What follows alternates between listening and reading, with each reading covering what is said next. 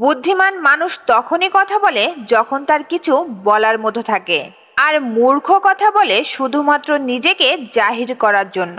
আপনারা এমন অনেককেই দেখেছেন যারা কম কথা বলে, কথা বলার প্রয়োজন হলে তখনই কথা বলে। আবার এমন মানুষও দেখেছেন যাদের কথা শুনতে শুনতে আপনার বিরক্ত ধরে যাবে, মনে মনে ভাবতে থাকেন আশা করি সে এবার থেমে যাবে।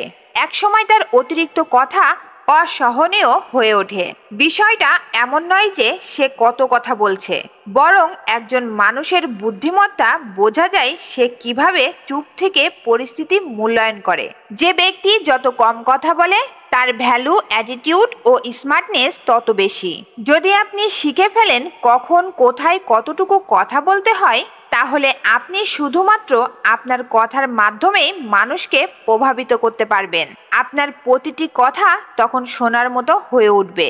আপনার বলা প্রতিটি শব্দ তখন হবে শক্তির মতন। আর একটা ভুল শব্দ সবকিছু নষ্ট করে দিতে পারে। তাই অপ্রয়োজনীয় কথা বাদ দিয়ে চুপ থাকাও এক ধরনের কৌশল। যখন আপনি কোথাও নিজের মতামত দিতে যাবেন, আপনার উচিত ঠিক যতটুকু দরকার ততটুকুই বলা। একটা শব্দও যেন বেশি না হয়। আপনার নীরবতা অনেক সময় প্রতিপক্ষকে দ্বিধায় ফেলে দেয়। তারা বুঝতে পারে না তুমি কি ভাবছো বা কি করতে চলেছ। এমন অবস্থায় তুমি তখনই কথা বলবে যখন সবাই চুপ করে গেছে। তখন সবার দৃষ্টি আপনার দিকেই যাবে। আপনি এখনো চুপ কেন? সেই মুহূর্তে আপনি যখন কথা বলবেন, আপনার প্রতিটি কথা অন্যদের তুলনায় বেশি গুরুত্ব পাবে। আপনি তখন বুঝবেন আপনার কথা অন্যরা মনোযোগ দিয়ে শুনছে। গৌতম বুদ্ধ বলতেন, কোনো কথা বলার আগে 3টি প্রশ্ন করো। 1, এটা কি সত্যি দরকারি? 2, এটা কি এখন বলা উচিত? 3, এতে কি কোনো ইতিহাস পরিবর্তন আসবে? এই 3টি প্রশ্নের জবাব যদি হ্যাঁ হয় তবেই বলুন। কথায় বড় হওয়া যায় না, কাজই মানুষকে বড় করে তোলে। তাই কম কথা বলো, বেশি কাজ করো। নীরবতা এমন এক শক্তি যেটা এই কোলাহলময় পৃথিবীতে নীরব। মানুষ বারবার নিজের যুক্তি প্রমাণ করতে চায়। অনেক সময় ভুল হলেও কথা থামাতে চায় না, কিন্তু বোঝে না এতে তার গ্রহণযোগ্যতা কমে যায়। চুপ থাকতে শেখা মানে আত্মনিয়ন্ত্রণ শেখা, তর্ক নয়। নীরবতা অনেক বড় সিদ্ধান্ত এনে দিতে পারে। আপনি যদি নীরবতার সৌন্দর্য একবার অনুভব করতে পারেন, তাহলে দেখবেন অনেক কঠিন কাজও সহজ হয়ে যাবে। যেখানে সবাই নিজেকে জ্ঞানী ভাবতে ভালোবাসে, সেখানে শান্ত থাকাটাই প্রকৃত বুদ্ধিমানের কাজ।